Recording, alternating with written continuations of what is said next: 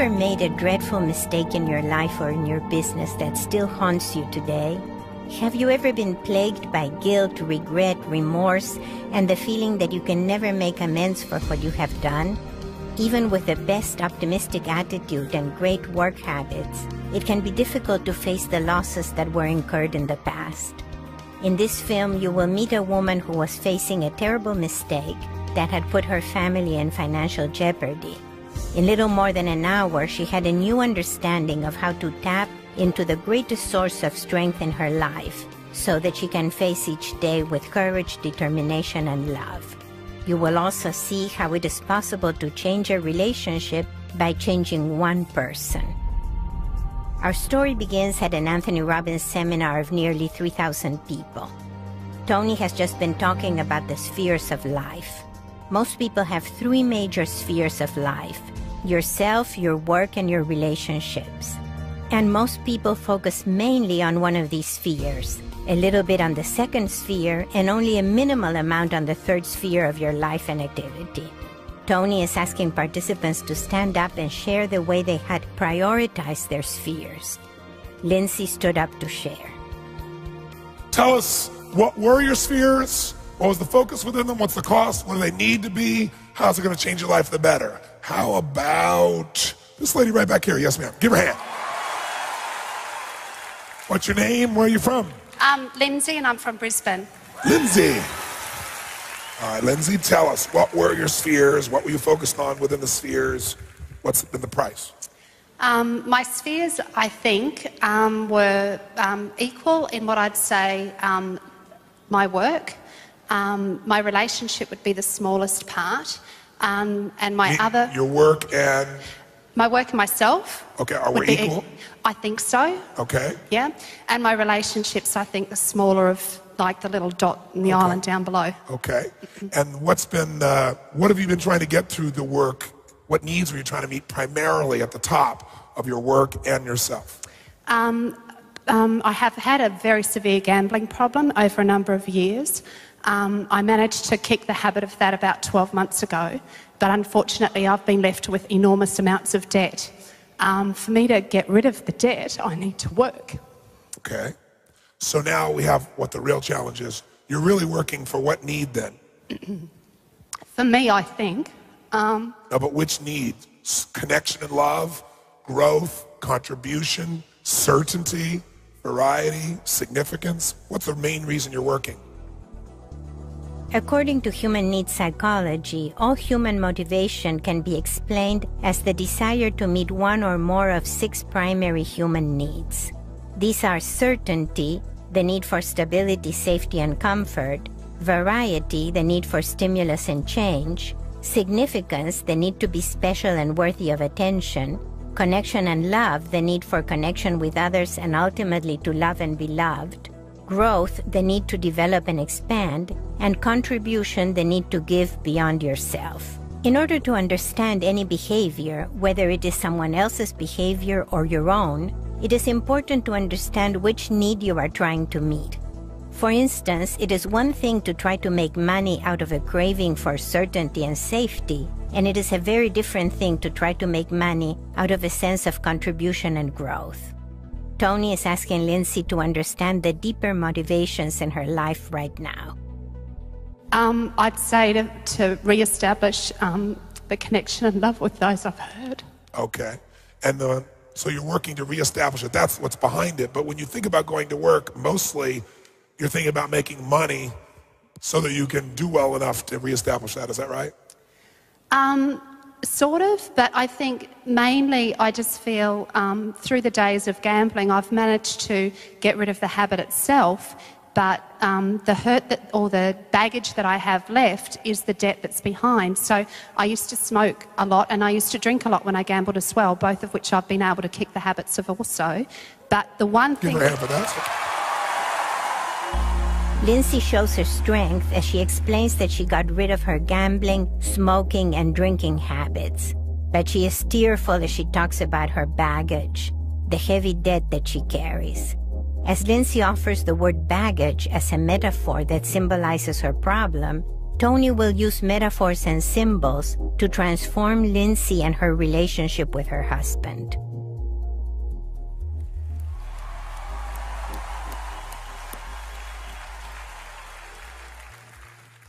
The one thing that I have left is the debt, and that's just a constant reminder to me always. It doesn't matter, how much I look to my future, I consistently have this bag that I carry around with me. So I focus on my work to try and free myself of the bag that I have carrying around with me. Well, what if you put the bag down? Life wouldn't be as heavy. And what if you took the bag and you put it in a little rocket and you shot it into the sun?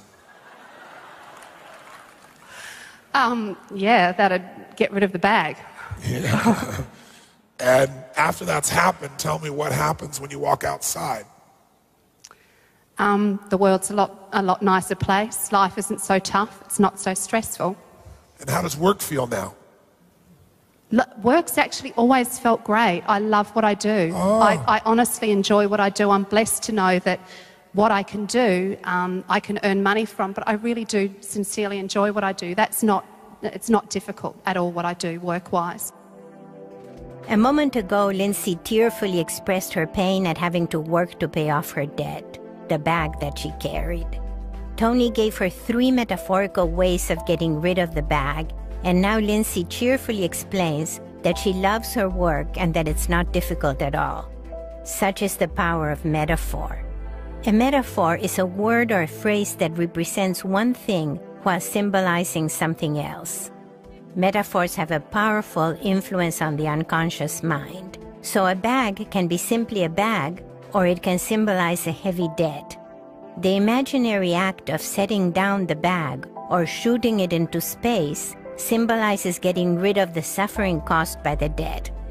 As Lindsay imagines getting rid of the bag, meaning the suffering, she can experience the love that she actually has for her work. I want to ask you that are watching, did something just happen? Now, you might think it's a little word game, but it wasn't. Watch what just happened. Right now, her reason for working just changed. True or false? Could you feel it? Could you see it? Can you feel it? Yeah, definitely. Now, how did that happen that fast? The problem hasn't gone away, just the bag. The heavy bag she's dragging along. And what I'm doing with her right now, just so you know, is remember I said your subconscious mind is the most powerful one of all, and I'll give you a clue. The brain responds to symbols or metaphors more powerfully than anything. What's more powerful, the word Nazi or the swastika? The word Christ or the cross? Now here's the problem. We feel in our bodies whatever we represent in our brains. And she's representing all of her pain attached to one metaphor called the luggage, the baggage, the heavy bag she's dragging along. And as long as she's focused on that, she can't actually notice that this has all been a gift because she actually loves her work. It actually makes her feel alive. That the truth of the matter is, she got all this from God so that she would go back to what she loves and feel productive and feel like there was something she could give on a daily basis, even when her children are going through the problems they're going through. Oh yes, I know who you are. You have a child with cerebral palsy, right? Another one with something else, I don't remember. What is it?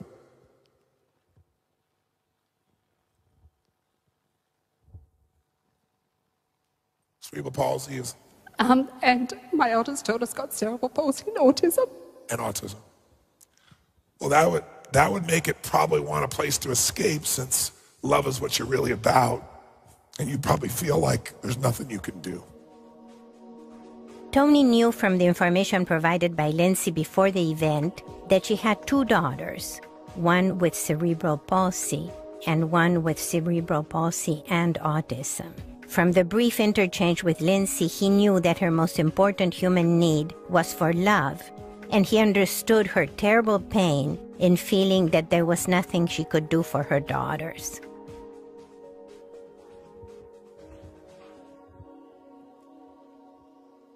Because pain is when your life conditions don't match your model of the world. But suffering comes when your life conditions don't match your model of the world and you feel powerless to change it. Lindsay's pain comes from having 2 daughters who are so sick. That was not what she had expected from life. It was not her model of the world. Tony makes the distinction between pain and suffering. Pain is a fact of life. It is the experience of hurt. Suffering comes from feeling powerless to stop the pain, to change it. Pain is inevitable, but suffering is not. Suffering is optional. We can always do something to change the pain, even if only in small ways. Everything in the world is constantly changing, and so the nature of pain changes also. I understand suffering at all levels, and I understand your specific suffering, and it's time to stop suffering. It's time to give your daughters what they deserve, which is a mama who knows that there is a plan bigger than their understanding of what's going on. And that autism, cerebral palsy, all those pieces, that you still do make a difference for them. Because love is the only thing they really need. And you are a lover. And when you go to work, you can express it in that place. And when you come home, you can let that work where you feel filled up because you know you've done something that's contributed and been alive. You can take that home to your daughters and you can give them that love they need at whatever level it is. And you can trust that that force is significant even though they still have pain. Tony points out that Lindsay is not powerless with regard to her daughters. She is powerful in easing their pain through her love. If you were to do that, then the bag, that's right, that blew up and vaporized, you'd take that off your shoulder and you walk a hell of a lot taller and you think, God must really know I'm a force in nature to give me these daughters and know that in spite of everything, I'm still going to love, I'm still going to grow, I'm going to expand. And there's plenty of proof. I tried to deaden the pain through distraction of gambling, through alcohol, through cigarettes, changing my physiology. None of it worked because God had a bigger plan for me. And the plan for me is work, grow, expand who I am so there's more of me as I grow to give to those I love. And I am more than enough. I was put here at this time for this reason. And even though it may not look like it's magical in the way I think it should be, if I can't change the environment, then I got to change my model of the world. And I have to find an empowering meaning. And your vibrancy and your gift will be your ability to step out of your own pain. That doesn't mean not feel it, but not stay in that pain and to use that pain as drive to give more to those you love. Tony first helped Lindsay to metaphorically get rid of her bag. Then he acknowledged the power of her love. Now he moves to give Lindsay a new meaning in life, where love and contribution to others will be her strength and her gift. And the more you do that, that's where spiritual growth happens. Because spiritual growth is when you start out focused only on yourself, and that's when you'll be miserable. And then you care about people around you, because they can give you pain or pleasure. Their hurts are your hurts. And eventually you care about everybody, including people that are supposedly strangers, and you really care about them, not because they can give you pain or pleasure, but because you know that we're all here for a reason and a purpose, and it serves us, and it's our job to find the empowering meaning of why we're here. If you find that, life is magical, and suffering stops. Remember, pain is part of life. It's a good thing. The pain that digs inside of you, this deep, deep, deep pain, opens a well. Your job is, what are you going to fill it up with? Love or fear? Resentment and anger, or gratitude, knowing that even though you don't understand it, there's a faith inside you that says, there's something beautiful that can come from this. There's more inside of me because of this. There is always a choice to be made. Pain can result in resentment and anger, or it can bring out strength, love, and spiritual fulfillment. Maybe I'm only talking to you, because if people believe that, then their subconscious is totally open for me to penetrate them. Because everybody in this room has had suffering. Suffering of various kinds. Suffering happens when the way you think life's supposed to be is not the way it is. And especially if something outside your control has f***ed it up. Through his conversation with Lindsay, Tony is influencing everyone in the room to make the best of their challenges and of the pain that is an inevitable part of living. But if you're the woman you're made to be, if you're the man you're made to be, then you'll suck it up, get out of the suffering, stop feeling sorry for yourself, and step up and do what's necessary now so that the gifts that God has given you show the up, not the story, not the excuse, not the bad feelings. Life is hard at times. Pain is part of life. Suffering's an option. Pain's a damn good thing if you use it. So what are you feeling now, my dear? I always feel that I have stepped up to the plate for my kids. Yes. I have no doubt that I have. They are everything to me. But I'm tired of doing it. Yes, I know. I've had enough. You've had love. No, I've had enough. You've had enough. I think I can appreciate that life is full of challenges, and I appreciate that I've been put on earth for a purpose, and I accept that. But there comes a time when enough is enough. I agree. Enough gambling, enough smoking, enough drinking, enough blaming yourself. No, not at all. I don't... Yeah, perhaps. Give her a hand for that. When Lindsay says enough is enough, she is referring to her pain and her suffering in relation to her daughters and her loneliness in relation to her husband. Tony brings Lindsay back to her strengths by turning around what she said to mean that she had had enough of smoking, drinking, and gambling. In this way, he reminds her of her strength in quitting these activities, which is also the strength she needs to help her daughters and to change her husband. Tony laughs with Lindsay as she realizes that Tony once more broke her pattern of suffering by referring to her bad habits instead of to her daughter's illnesses or her husband's shortcomings.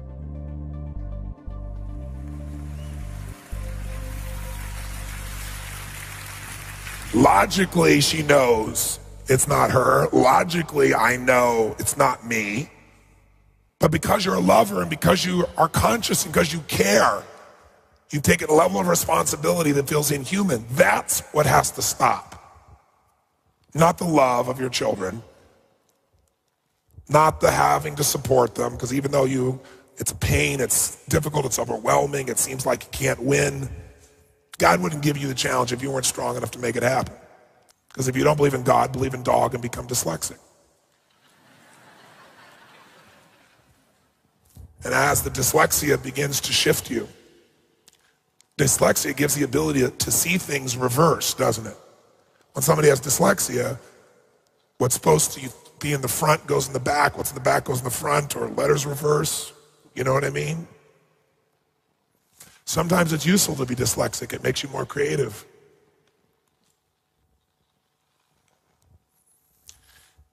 You know, there's an old story that I'm sure you've heard of regardless of your religion. It's the story of Saul to Paul. Saul doesn't believe there's anything in life more significant than Saul. And one day, God steps down and knocks his off his horse and blinds him for several days just to get his full attention. And suddenly, he begins to realize life is about love, not about significance. It's not certain, because who knows what's going to happen tomorrow? You think you know what's going to happen tomorrow? You don't have a clue. Life could change like that. Everything you think is so important could change like that. So maybe what you got to do is what's everlasting that you can experience, which is giving your gift of love. Not getting it, giving it. Because when you give it, you get to feel it, and then it's guaranteed whether somebody returns it or not. So I appreciate your honesty where you caught yourself. So what has to stop is the blaming that you do subconsciously, that you've used then to punish yourself. The punishment has to stop. The bag is vaporized.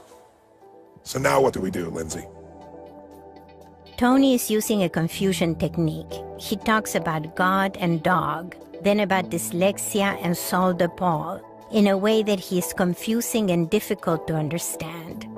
By confusing her, he gets Lindsay's full attention. In trying to grasp the meaning of what Tony is trying to say, she is ready to accept his first clear message. And that message is that there is a difference between wanting to get love and wanting to give it. And that love is really about giving, not about getting. Now Tony is ready to ask Lindsay the question that leads to real change. What is she going to do?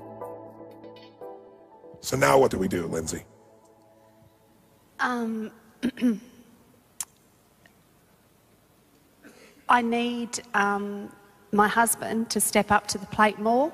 I feel that at times, if I don't do what it takes to make things happen, who is? And I'm not the sort of person that I really don't believe that I shoulder the burden willingly all the time, but if I sat back and hoped that life would take its course for, say, Chloe, for example, and that life would work out well for her, she'd still be fighting the battles that she was a number of years ago. Chloe is the name of Lindsay's daughter who suffers from cerebral palsy. I just feel that I'm consistently battling not only with, education boards, doctors, etc., but I'm battling with my own family who, in turn, don't step up to the plate, specifically my husband, and I'm really very tired of that also because I don't feel that, not that I dislike being the one to have to get out there and fight for her, but to have someone to go along that path with you and to share it, to me, would half it, whereas by me having to be the one to do it all the time, I also feel that you put up an enormous wall between my husband and myself, because if I don't focus on what needs to happen for my children, then I do push him to one side because my focus totally is on making sure I get the most that I can for my kids, and I don't see anybody else doing that for me. So I don't quite know how to step back and not make that happen, because it won't happen if someone doesn't make it happen. Let me ask you a question. When's the last time you blew him? Tony uses shocking language to break Lindsay's pattern of complaining and self-pity. If he had said something like, "When was the last time you told your husband that you loved him?" he would not have been nearly as effective in getting Lindsay's full attention, as well as the attention of the large group. Just as the baggage symbolizes the dead, blowing the husband symbolizes loving him. Nevertheless, Lindsay continues for a while in the same tone of voice. Oh, ages ago. Yeah. At times I can't stand the man, and I'm very honest with that. Like I have no doubt that he loves me. He tells me so, and I've kind of tried to wait. Maybe I doubt that at times, because there are a lot of issues related to gambling and sex where he used to trade sex and I would go gambling, which to me, so I do harbour a real underlying something there that to me sex isn't something that's beautiful, it's not something that's meant to happen, it's a trade, and you don't trade that. Yes, I know, you're supposed to just give it. Yeah, true. In talking about sex, Tony once again emphasizes giving. The issue is to give love versus getting it. This makes Lindsay thoughtful. Given her family situation, Lindsay's life is likely to remain difficult. But there is a resource in her life which is currently a weakness that could become the source of greatest strength: her relationship with her husband. Tony's goal at this point is to help Lindsay to be able to reach out to her husband for comfort, companionship, and love, so that when life gets tough, they can ride it out together. Now, some of you think this is about her. Some of you think it's about him. And some of you would begin to remember that we all learn best in life throughout humanity's history through stories. Because when you're listening to a story, you make connections that you're unaware of within yourself. So remember, I'm only speaking to her right now. I asked you when last time you blew him was, and you said it's been a long time. You told me that he says he loves you, but you doubt it honestly, because you harbor resentment that if you gave him sex, he would let you do anything you want, including gamble. This is not surprising for any man, because once a man has had sex, he is vulnerable to anything. He will give anything. But that does not mean he was trading sex for gambling. It sounds like you were the person trading sex for gambling. And that could well be so. I suppose I've looked at that aspect of things, and in all honesty, I can't get my head around the fact that in many ways that he just didn't see, it's not normal in a relationship for someone to be going out to the casino gambling 4 or 5 times a week. And I really do, I'm very angry at him for not having been there and even tried to intervene when I didn't hide the fact of where I was going. I never lied to him. I didn't say I'm going A and go B. It was very obvious that that's where I was going. So, you know... Well, let me ask you 2 questions, because I hear you, but I just want to make sure we ask you a couple of questions. The first question is, in this culture, because I don't live in this culture. Oh, that's not true. I live in Mermaid Beach. I'm here, you know, 4, 5, 6 weeks out of the year, because I love the place. But I've never been in a culture where I've heard people say, I'll bet you, so often. I've never lived in a culture where everybody stops what they're doing to watch a horse race. So one consideration is for a masculine male in this culture, females as well, but a masculine male for sure, betting is a huge part of this culture. True or false? True or false? So the first seduction is that. The second piece is, if you were to step out of your husband, because I don't know him, but I know males. I can tell you something about males that ladies in this room, many don't really know, understand, or appreciate. Just like men don't understand how important attention is to a woman, or really how important it is. Not attention with one eyeball on the TV and one going over here to say hello, but real, total, nothing else but you attention like you crave. Women don't understand what drives a man. They think it's sex, and they're so wrong. What it is feeling like you're significant enough to you that you will open to them. That you will open and be completely vulnerable. It f***s a man's mind up, because sex is the ultimate experience of him saying, you really love me because you've opened and are vulnerable to me. You're not fighting with me. You're open to me completely in every damn way. And that excites you, makes you happy. Because ultimately what makes a man light up, if you want to know, and ladies, I'll give you a simple test, it's not hard to figure out, is he wants to make you happy. He'll die to make you happy if he loves you. Now, men do not try to make happy a woman who they feel they cannot make happy. Because let me explain something to you ladies. Making you happy makes him feel he's a man. Failing to is like cancer. He might as well be dead. That's why most men, and men, ladies, I know you know this is true, but I'll ask the men, and men, I want you to be dirt honest. How many men, no matter what you like, women say, oh, you like, you know, breasts, you like rears, you like legs, you like whatever. How many men here think, there's no question, no matter what a woman looks like, if she's happy, if she's smiling at you, you're f***ed up. How many men can agree with this? Say aye. Gentlemen, if you agree a woman's smile is the sexiest thing about her, say aye. If you hear their voices, they're not bullshitting you. In fact, there can be a woman who a man can look at at first because she seems so sexy, and he may keep looking, but there's a part of him that starts to shift when he sees she really isn't happy. And if he thinks she's happy, he like makes it up. His biochemistry takes over and he's with her for a period of time. The reason he wants to get out of there is he discovers he was wrong. But if he can make you happy, a man lights up like a Christmas tree. Now, most men don't know how to make a woman happy because there are times in which a woman does not want to be happy. True or false, ladies? She doesn't want you to make her happy. She wants you to understand. She wants you to appreciate. She wants you to feel her pain. Now, you don't understand. Men's whole job is cut the pain off and move forward. Because here's what women do. Women energy, feminine energy, takes little shit and makes it as big as possible. And masculine energy takes big shit and pretends it's really small. True or false? All right, that's what it's about. So if you want the truth instead of your anger, then I can tell you the truth that I know because I've been with 3 million people, both male and female. I could be an idiot, and I'd have to know this because there aren't that many patterns. This man wants to make you happy. He wants to feel needed and desired by you. When you would have sex with him and desire him and everything else, and he'd feel lit up like, oh my God, she wants me. What do you want? Anything. I want you to be happy. So gambling, I'll bet you, this culture, go for it. It lights you up, it makes you happy.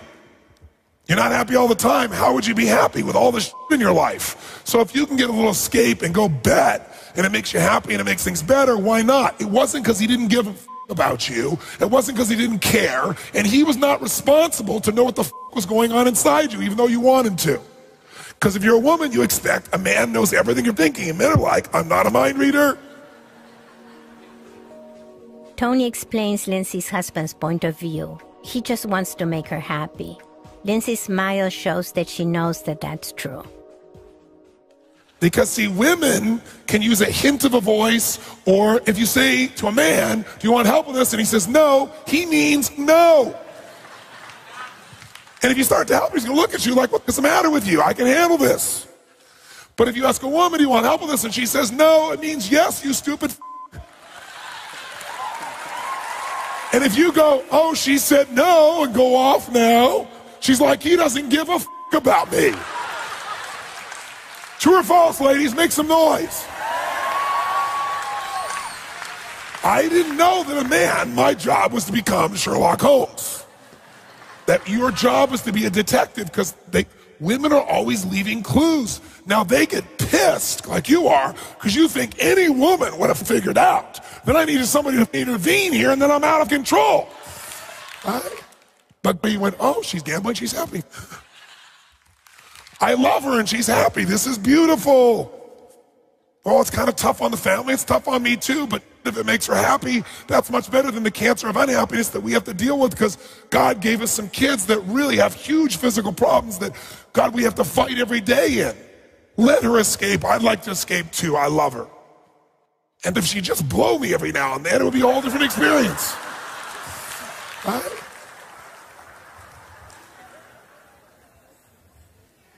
But now, you don't suck his. Tony again refers to oral sex in a funny, outrageous way, in the same sentence as he's talking about the serious problems of the daughters. Lindsay's laughter shows that she has broken her pattern of misery once more and is opening new possibilities with her husband. And you say, I don't know if he doesn't love me. I can promise you he's going, I don't know if she doesn't love me either.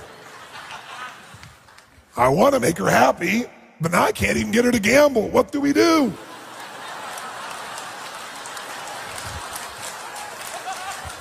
He doesn't know you're carrying luggage around.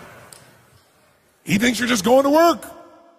Because for him, work is an escape. Work is a place to be certain and significant, because he doesn't feel significant with you. He can't significantly change how you feel. He can't do anything for his kids that really seems lasting, so he's impotent. He feels emasculated, so he might do really stupid things that you can't understand, like take control of you or say something stupid, because he feels like you make him feel insignificant all the time.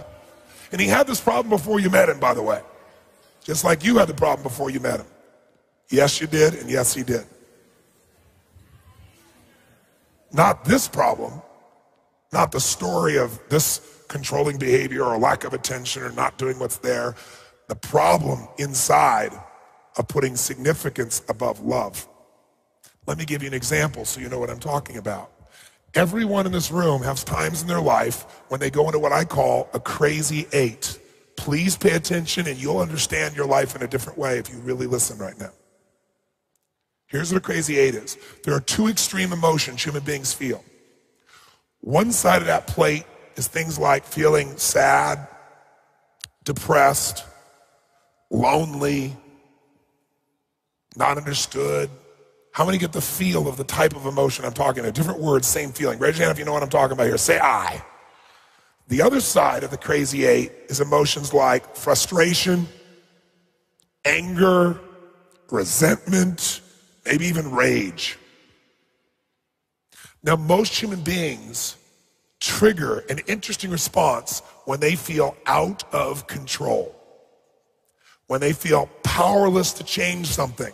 Their husband or wife, their children, their body, their work, their boss, right? Their addiction. And when you feel out of control, what people do is they go into crazy 8. And what that does is they go to one of these emotions to the other. And which one they go to, where they go first sad and depressed and lonely, or where they first go frustrated, angry, pissed off, has more to do with which needs have they learned to value. Significance and certainty, even though they want love. If it's significance and certainty, which emotion of it is going to fulfill that faster? Feeling certain and significant when you're feeling insignificant and uncertain. Which one, sad or angry? Quick, which one? Which one? And on a 0 to 10, how high will you get that significance back? 0 to 10, where's it going to go? 10. Certainty, how high? 10. And how fast can you get it when you get pissed off? And you just witnessed her do it, talking about him. Lindsay started out the conversation talking about her tremendous burden of guilt for gambling her way into debt. But once she started talking about her relationship with her husband, she quickly started blaming him for not stopping her when she was out of control. This anger is a way for her to meet her need for certainty and significance in the very moment that she feels most insignificant, when she's feeling regret over her past addictions. This kind of paradoxical blaming is most often seen in intimate relationships, where you blame your partner for your own mistakes and defects precisely because your partner is supposed to be there for you and take care of you. The next time you feel like blaming someone close to you, ask yourself, which of the 6 human needs am I trying to meet right now? Usually anger serves to meet your need for significance and certainty precisely in the situations where you feel most insignificant and uncertain. Ask yourself, what thought am I having that is making me feel insignificant and uncertain? If you can understand exactly why you're getting angry, you can take responsibility for the real reason why you're blaming your partner. Now Tony will explain to Lindsay why she only goes to anger as a second choice. Did you see that? But she didn't start there, because she doesn't go there first. You know why? Because she doesn't value significance most, she values love most. So people who value love most and connection tend to go to sadness first, right? They feel sad because, oh my God, I'm not understood, or I feel alone, or I can't do anything, or I'm not good enough, or blaming themselves for the problems in their life. And so here's what happens. They feel sad and depressed, and what needs they get? Connection with themselves. Because they're usually busy taking care of everybody else. Right, Lindsay? Take care of everybody else. Am I right? Yep, that's right. So she takes care of everybody else, but she does it for a reason, because it gives her a sense of connection and love, and a sense of meaning and significance, but through the filter of connection. But when it doesn't feel like it's significant, I feel sad. So I feel connection with myself, because I'm normally taking care of everybody else. Now I feel for myself. I feel sorry. I feel sad. I might feel lonely. It's variety, because it's a different state that I'm in when I'm taking care of everybody else. But you know what? If you had somebody right here sitting on the stage right now, and they are crying uncontrollably, and I do nothing, I have no talent, no ability, nothing. All I do is just stand there and listen. Will they eventually stop crying, yes or no? Yes or no? Yes, because the human body needs variety. It needs variation. So after a while, a person gets tired of feeling sad. They feel tired of feeling connected, and they still feel tired of feeling uncertain, and they feel tired of feeling insignificant. So you know what they do? They go, I'm not settling for this shit anymore. You know what? He should have seen that. He shouldn't be doing that. She shouldn't be doing that. God shouldn't have done this to me. This is bullshit. And now the person gets frustrated or pissed off or angry or rageful, and what do they get? Significance at a 10. Get it? Certainty at a 10. And even some connection with himself at a 10. But if you leave somebody up here and they're screaming in rage and saying, F you, I hate you, you son of a bitch, and you don't do anything but stand there and listen, will they eventually stop being angry, yes or no? Why? Because the human nervous system needs variety to survive. And by the way, when you're pissed off and angry, what are the muscles in your body like? Are they tight or weak? Which one? Is the energy strong or relaxed? So you got tension and pressure in your body, which feels really good when you feel like you've been hurting and a victim for a long time. But after a while, I don't care what you do, the body has got to let go. So what happens? You got to let go of the anger. So you know what the person does? They go, It's really just this helpless and it's hopeless and it'll never work and no one understands. And you go back to feeling sad. And guess what happens? All the tension. Think about it. When you're feeling sad, when you're feeling crying, when you're feeling, alone, what happens to the energy in your body? All the muscles relax, doesn't it? Everything lets go. Even though it doesn't feel good, it lets go. You connect with yourself. You feel that feeling again. It's variety. And after a while, you get tired of feeling that way and you get pissed off again. You get tired of pissed off and you get sad. And pissed off and sad and pissed off and sad and pissed off and sad. How many of you here have done this in your life? Raise your hand about an issue. Say I. And when does it happen? When you have the illusion that you have no control. Tony is really explaining to Lindsay the pattern that caused her to get addicted to gambling, drinking, and smoking. She had been caring for her daughters, whose medical conditions were so severe. It was hard to feel that any help was ever enough. This thought made her feel so insignificant and uncertain that she would snap out of the mode of caring and nurturing and into anger and frustration. In order to escape from that crazy 8 pattern, she would go gambling or drinking, which changed her physiology and her environment. Now, long after her gambling problem is over, Lindsay still has a crazy 8 pattern where she goes from guilt and regret over her gambling to anger and blaming her husband for not helping her to stop it. Now, take a moment to ask yourself, when you feel that things are out of your control, which side of the crazy 8 do you go to first? The side with anger and frustration, or the side with sadness and self-pity? How many follow this? Now, which side? It isn't an equal side. Some of you spend more time on the pissed off side. And while you're there, you say things to your partner or your friends that they don't forget. And they feel insignificant, so now they try to show you they have control over your life. They have certain insignificance in that. And it starts, imagine 2 crazy people getting together. That's what you have. And you think it's them because it's so easy to see them. But you really love each other and that really f***s things up. Maybe you have children together, that f***s it up. See, you get 2 crazy people together and you got total f***ing craziness. Because then, you both get angry and say shit that then you both go feel hurt about. And then maybe you get off, one's sad, one's angry, who knows what the f***s happening. Now, how do you get out of this? Most people get out of this the way you used to. Here's what you would do. In the insanity of it all. You would exit going down by using something to distract yourself, because when you focus on something else, this all disappears. Or you do something with your physiology, drugs, alcohol, cigarettes, that changes you. You did both. You went gambling in that. And that gets you to exit it. But as soon as you come home, pretty quickly, you're back in one of these 2. And if significance is what you want, you're finding reasons to get angry. In your case, it's connection and love, aloneness, but you get back into this. There's a better way out, and that's up. And the way up is change your fucking model of the world. Change your goddamn rules. Stop your addiction to one side of this or the other. Stop thinking it's your partner when it's you. You're so busy saying, I don't know if he loves me. I can promise you he has the same thoughts about you towards him. I can promise you he's gone through the same crazy 8. Now, I don't know if he tends to get more angry. That's my guess.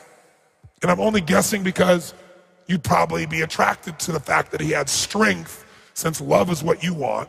So at one stage, my guess is he was strong, and now you're pissed because he's not, because he's probably, the anger thing hasn't worked, and he's probably sad. Who knows where the f he is now, but he's crazy.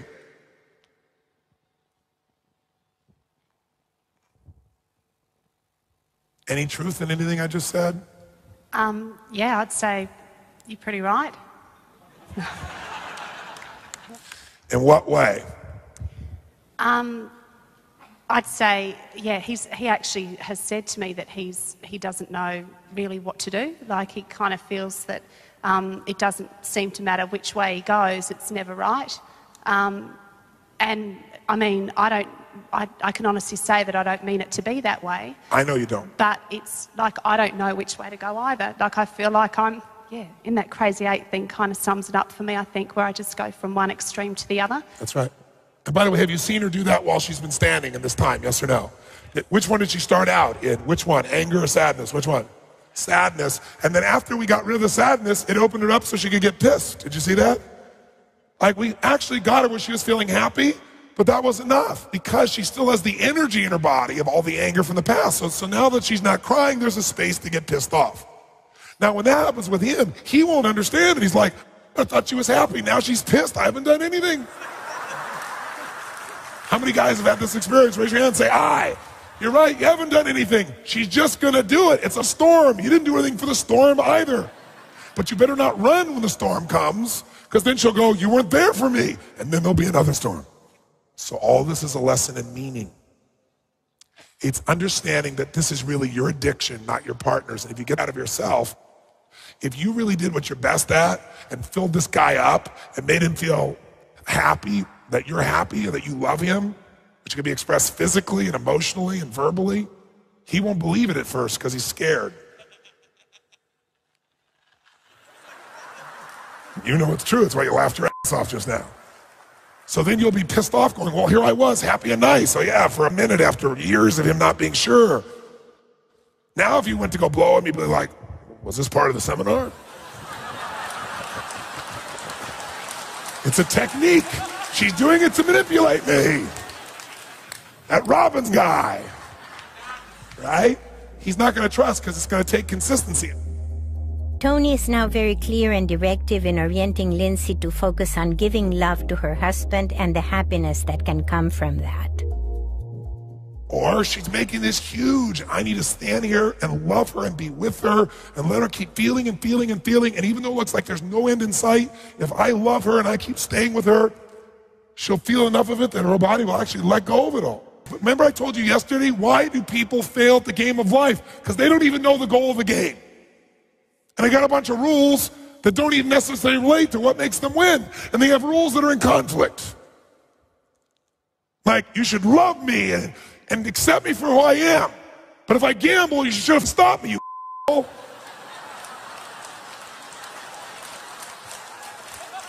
And then other people have different rules, especially if they're of a different gender, about how to win the same game.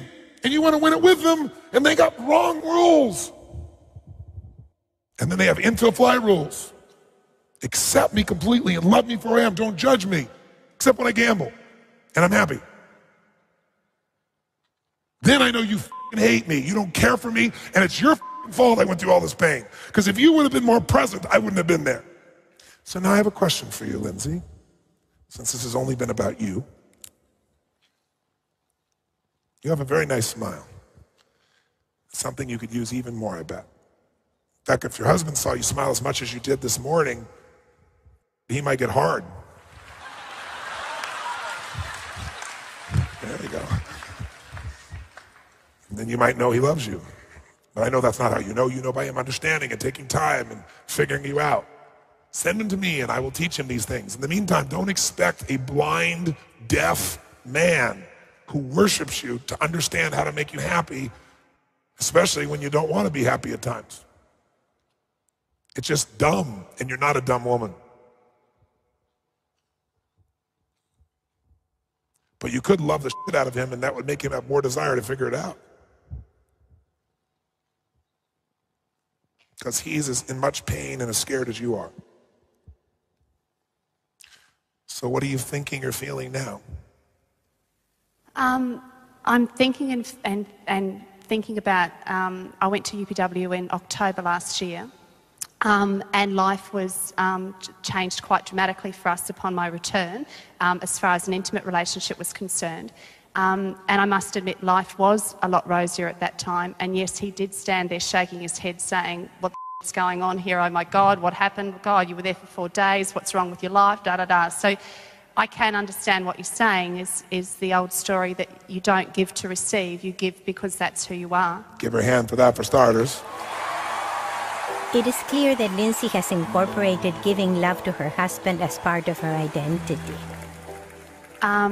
And really, my biggest challenge for myself, and one that I'm ready to step up for definitely, is that my past is my past, and that I have a very bright and rosy future, as do my kids, of which I have no doubt. Give her a hand for that. Beautiful. Lindsay is now able to see a bright future for her children, quite a difference from how she started less than an hour ago. But I guess most of all is I really do have no doubt that Jason and I are meant to be together. I think we've stood the test of time well and truly. Give her a hand for that. Look at that smile.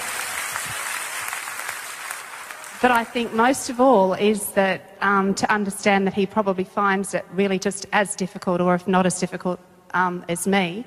And he is more confused perhaps than I am, and we really do...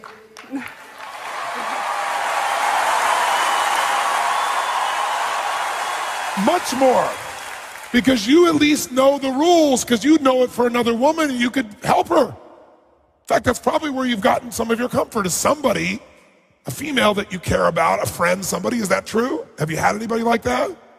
Yeah, that's true. And to be honest, Jason and I can sit down and talk, and he does just put his head in his hands going, what is it with women? I just don't get it. Yes. Like, you know. But see, women understand, so they assume a man would understand. But I just thought that after a while they'd get it a bit better. No. And No, because a man's world is based on logic. Women do not have that interfere with their experience of life. A woman can feel something and it makes sense to her even though there's no reason for it. So what he has to understand is, I don't need to make her happy, I need to make a difference. Am I loving her no matter what? Makes a difference. My understanding that instead of telling her she's wrong for caring about everything all the time, or saying let go of the kids right now, she can't. And isn't it beautiful that she cares that much about the kids, and both of them, and me, and her friends, and everything else? And I would go crazy if I thought about that all at once. I like to think of it one at a time. That's why most men, they can watch TV, you know, they can read the paper, but they can't do both those things at once and pay attention to you. The human male brain works physiologically differently. So no, he's not going to just get it. He has to be trained. And you are not a good trainer because you're busy feeling, which makes total sense. You don't want to become a trainer. Send him to me, I'll whip his ass into shape. Or love him and shape him through your love instead of your anger. Share with him the happiness that you do have, because you just told us a bunch of things that are very different than what you started out saying. I'm going to hear a very different story right now. Sounds like he actually loves her and tries to listen and share and hear and care. And there's another piece too. I know you want him to step up also, but you've also done this stepping up because the one source of sanity you have is that you are significant because you do it all. And so even though it's pissed you off, you wouldn't give him a lot of space to do that. Except when you're totally exhausted at that point, he doesn't know what to do and he's gone too, and who knows what's going to make you happy. But you would hate yourself if you weren't the most significant one. Be nice to have it be more balanced. You loved his and shared it to him and say, you know, if you'd help me in these pieces, and you reinforce them, because he'll be stupid, he'll like do it once and think that's what you mean. You can get him to be a part of that process. Not by demand, not by hate, not by taking love away, by sharing and giving even more love. If it's not physical though, he won't believe it's real.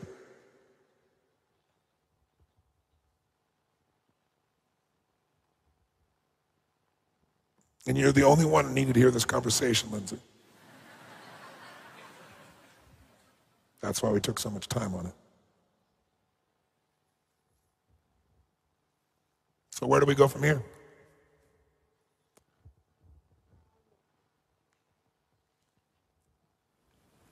I just think I need to go home and re-establish a really good intimate connection with him again, and to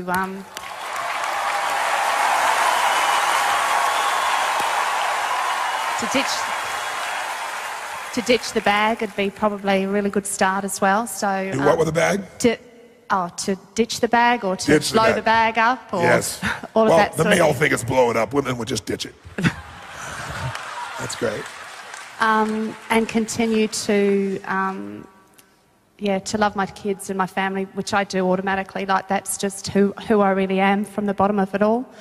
And just to continue to encourage them to be who they are, and that it's okay to be different and all those sorts of things, and just to enjoy life. And I'm just curious, When you think about your life now, how do you feel? That it's actually pretty good. So it's not over? No, and I really don't believe it ever was over. Like, I honestly don't, I've never believed that life's been over, but I definitely believe that we have a lot of challenges that sometimes we really just don't know where to go, and that's why we come somewhere like this, so that we can learn where to go, because we all want a better life. We don't want a life. We want to live to the fullest of our potential. One thing that's useful to know about men versus women, women speak in riddles. Men think when you're speaking in riddles, you mean what you're saying. If there's anything a man can learn, is that women never mean what they're saying, never will upset them, rarely mean what they're saying. But they know that they really are meaning what they're saying because they're speaking in riddle. So when you said earlier, it's over, I can't do this anymore, I can tell if you say that, he's going to go off panic going, I have failed. Ultimately, life is ending, it is over. He didn't know that it was a storm that would pass if we would just talk here for about 45 minutes. And now life will be wonderful and great and compelling in future. So the men in this room may want to remember this conversation and know this woman, even though she doesn't look like the one that you spend time with, the core of it is the same. The story may change, but the core is the same. Listen for the deeper piece. Every man, if I could give you one gift, I'd get you a magnifying glass and one of those little old hats, and turn you into Sherlock Holmes. Because if you do, you'll become a hero instead of an idiot. And you deserve to be able to win like that. And every woman deserves a man who will search and find. Because nothing lights her up more than a man who will stick with it and find. And most men, if you're really a man, that's what you're made for anyway. You love a fucking challenge. You love to break through. You love to figure it out. If you were as committed as figuring out your woman as you were that electronic device, imagine what your life would be like.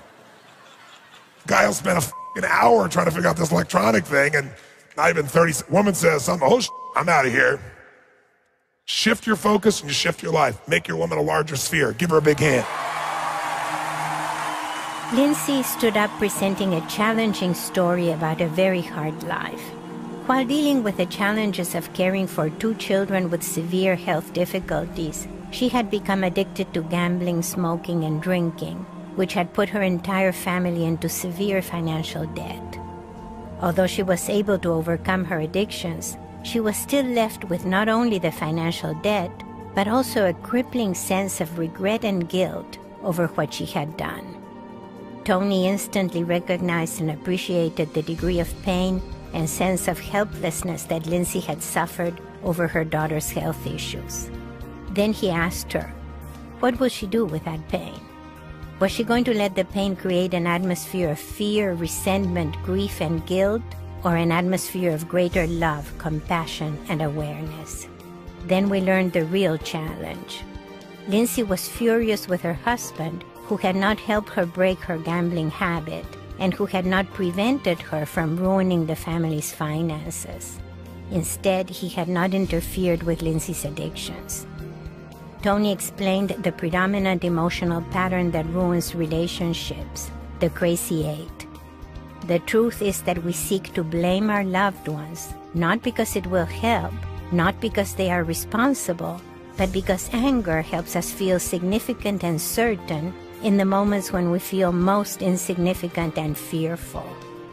Tony also explained her husband's situation. He hadn't stopped Lindsay from gambling because he loved her. He understood the hardships of her life, and he wanted her to have something she could do to escape and be happy. Lindsay understood the pattern that had led her to gamble, and that was even now trapping her in feelings of sadness and blame. She also recognized that her husband loved her and would do anything for her, just as she would do anything for her children. Her love and understanding for her husband was renewed, and she went home to him with a new attitude of love, acceptance, and compassion. Now let's visit with Lindsay and her husband Jason as they meet with Tony again 1 year later.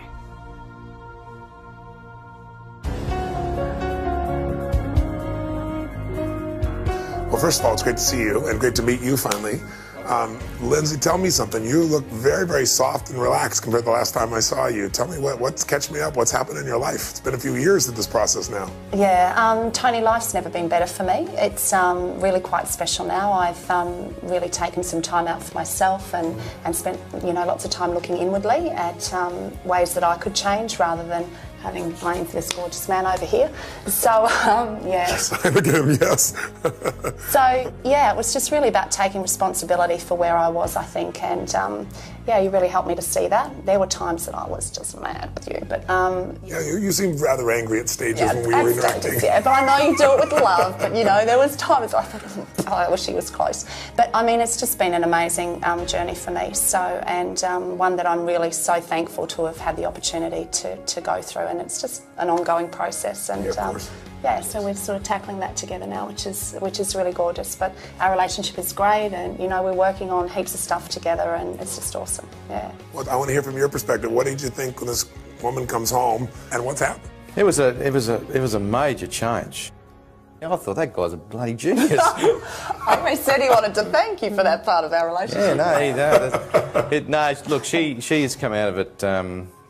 She's gone from a very bad place, a destructive place, yes, to a place that she's out there moving ahead faster than anyone around her, really. How does it make you feel when you see her today and see the way she's transformed herself? I'm really proud of her because, if you look at gambling, her addiction to gambling, and you look at just addictions in general, it's about roughly 5% of addicts, maybe a bit less than that, that actually recover, yes, that actually come back to a normal life. Yes. So the trust sounds like the trust is back. Definitely. Yeah. Definitely trust is back. And I've done some personal growing as well. I was an angry little ant, and she's helped me move past that. And rather than sit there and go, why could you spend $250,000, Yeah. To the point where I think, it's only money and we've got a strategy to bounce back. And the strategy's working well. So we've gone from very close people to probably as wide apart as you can get before it all falls apart, yeah, to back to probably closer than we were, yeah. That's beautiful. Look at the smile on your face. I love seeing that. I love seeing you being able to be vulnerable and alive and not having to control with things at the same level. You can see it in your face, you can see it in your smile. It's really beautiful, really beautiful. That was actually the hardest thing for me. The vulnerability aspect of anything to do with life for me. I just sort of had to control everything. Yeah. And in relationship-wise, that was always my core issue, was about allowing myself to be in a vulnerable position, and that wasn't comfortable for me. Yes. But hey, it's all good. Yeah. We've had a 180-degree turn here. Yes. The thing I've noticed, and my kids have noticed, and that is that our kids have noticed, and that is that anything she does now, it's full on, And she'd have to be right up there in, when I say people that I know in the world that are driven, focused. She'd be a great one to look up to. Wow. Yeah. Wow, it's pretty nice when your husband looks up to you. Isn't it so cute? That's nice so to hear that. That's beautiful. Now, you said it's only money. $250,000, $200,000 we still owe, we're paying off. How do you guys both resolve that so it's not like a wound? Because a lot of people would say, that's not something I can get over because every month I got to pay that thing. How do you deal with that? What's the meaning you've given it? How have you shifted it to be able to really be in a good place about it? I actually reframed it. I look at it as my education. So we have something in Australia called a HECS debt, which means that if you go to university, yes, you take out like a payment structure where it means that you go to uni and you study and you end up having to pay X amount of money for your HECS debt or for your education. So I had a big issue with not being an academic, so I thought, I'll just make it up. So I'll just make it the University of Life, like that's my HECS debt, So when it comes to pay it, because I had a major issue with making payments for something I had nothing to show for. Like, that was really challenging for me. So I thought, well, how can I do it? So I just thought I'll make it my HECS debt. And so now I have a degree. I'm a professor, from the University of Life. So I sort of figured it was a really cool way to do it. And that sits okay with me. I think that's helpful for people because I think a lot of people just see something as loss. And what you both have managed to do is say, look what we've gained from our life. Do I want to have to deal with that? No, but would I happily do that to have my life the way it is today? You bet. So I struggled with going through a whole heap of stuff and thinking it was in vain, and I thought, well, it only is if I don't do anything with it. So, yeah, so it's kind of cool. It's very cool. I mean, the truth is, I don't think people that are going through gambling or people that are drinking to that extent or have any forms of addictions, when someone tries to talk to them who hasn't had an addiction, they just go, oh, you don't understand, you don't know. But when someone who's had all their addictions, stacked on top to extreme, talks to them, then it's hard for them to escape that. And it takes that sometimes to get leverage for someone to change. So hopefully this film will provide that for people too, so they get to see, okay, here's this lady a few years later, look at the difference still. It isn't just a one-time little hit for a week or a month or something that made a difference. You both have been really good at forgiving each other now. Is that fair to say? I think you've got to. I think, yeah, definitely. I think you've got to. You know, if I sat there for 6 months, I sat there and I thought, how the hell could you do this? You know, like, how could you do this? Yes. So I remember when I first found out about the gambling, you know, like someone's just told me, you know, I'm in a significant amount of debt here. Yes. And a friend of the family said to me, what are you going to do? Are you going to leave her? And I said, no, I love her. And that was sort of, I thought, you know, that's the time when you it really hits home that you're hanging around, you know. I love you. Gorgeous. You both are. You're both gorgeous. Oh, there's tears all across here, and I got them too. That's beautiful. It must make you feel incredible to know how much your man loves you, and for him to know how much you love him, that come through hell or high water, that you're there for each other, no matter what. You know, life's never going to be perfect, you know, and if you just pull together and realise that we do the best we can do. You know, I remember when you said that, I thought, I've always done the best I could do, and he's always done the best he could do. But sometimes our best was just different, that was all. One wasn't right and one wasn't wrong, it was just different, you know. But we completely just apart did, at times, I think. Yeah, but we both did the best we could do, you know, and now we've realised that we can pull together and do the best we can do, and it's a totally different place. But I lean on him now, you know, like, and it's okay to do that, you know. If I'm having a bad day, it's okay, like he can hack that, you know. Like, I just was treating him like he was this person in cotton wool and I had to do everything myself, but you know, he's a strong bloke. Before, you had all these rules about how your man had to be, and he wasn't that. But you had very few rules for yourself back then, as I think I pointed out to you at the time. No, absolutely. But the other extreme is to go beat yourself up and, you know, to blame yourself so much that then there's nothing left of you to be able to go out and make your life better. Or after a while, you get tired of beating yourself up, so you beat someone else up. And you've seemed to have stepped out of that. Oh, absolutely. Yeah. But I was when I first came to UPW 2 years ago. Yes. I was beating myself up big time. So I'd stopped my gambling and I'd really managed to pull my addictions into line, but I was miserable. Yeah. It was like, well, now what? What do I do now? So I'm not doing this stuff, so what do I do? You know, I was absolutely miserable. So, yeah, it's like you stop the addictions that you think are causing you the pain, but you're left with more than you can ever imagine, and you've still got all the challenges. I still had all the challenges and things at home, so that's what was just priceless for me. How do you define yourself? Are you a gambler anymore? What's your way of describing yourself? I just see myself as a really caring person, and who just really wants to get out there and enjoy her life and be a great mum and a wonderful wife, but really kind to myself too. I was really mean to me. And, you know, no one's been more vicious to me than me. And I don't want to do that anymore. You know, I'm deserving of much more from myself. So, and I give myself the room to be that person. So, and I goof up, you know, but I don't care. It just doesn't bother me. And I don't see gambling as a part of my life at all. I just, I'll never have the impact I was destined to have if I didn't do what I did, you know. And I look at, like, our eldest daughter, Chloe. She's having quite some major challenges at the moment, which is proving to be quite difficult to deal with. Yes.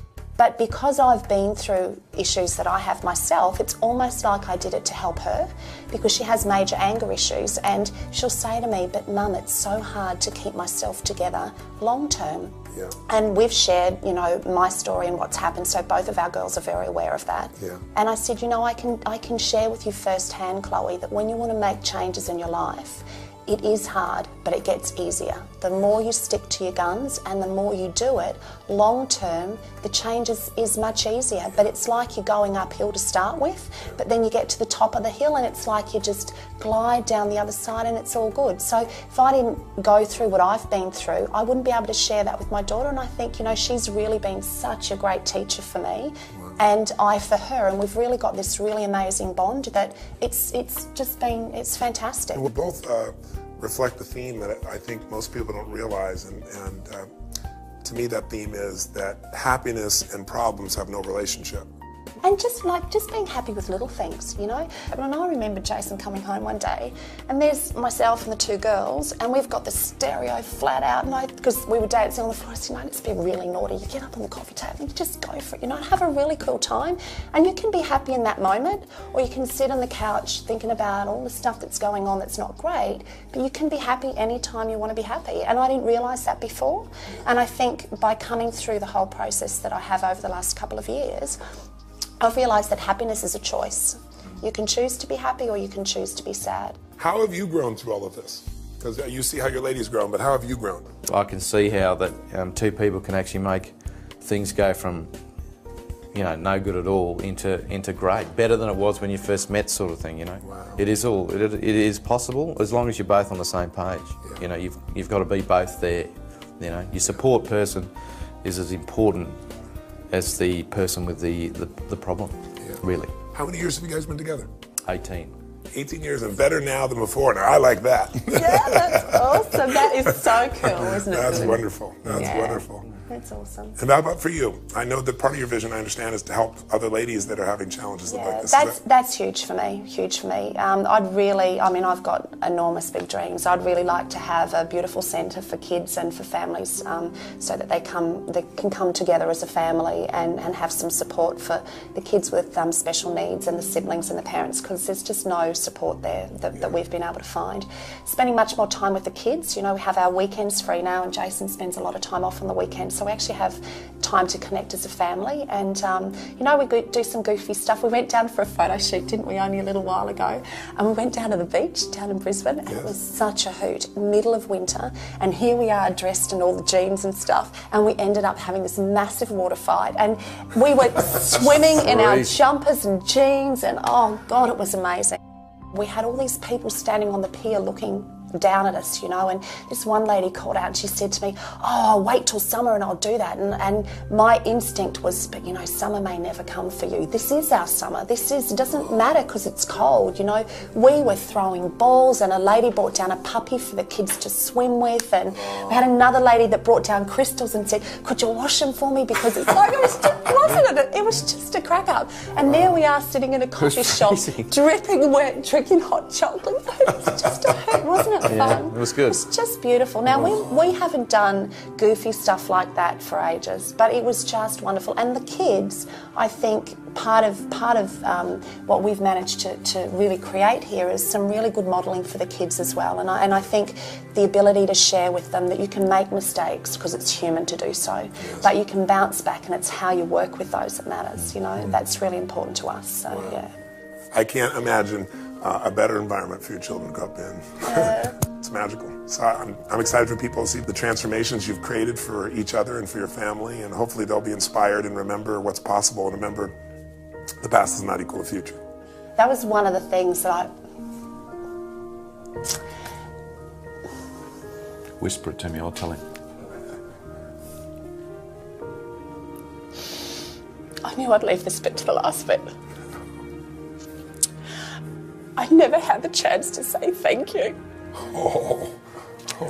And I really wanted to say thanks, because I just didn't get the opportunity to say it. You know, I can't describe to you how different life is for me these days, and I really do appreciate it. So, yeah. I'll give you a hug, but I want to tell you something. The greatest things that I could possibly have is to see the joy that you have, and also what brought me to tears here at the end. I'm already so moved by you guys.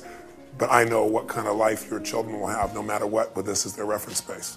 They may get off target, but when they have this as a reference base, you've given your children something that is immeasurably valuable, and you've touched the future beyond yourselves. And you've made it really beautiful here, but please give me a hug. All the thanks in the world is to see you guys so happy. Thank you. I really appreciate it. Amazing man. Thank you so much. Thank you. You're an amazing woman. You've got an amazing man right here, too. Thanks, Ike.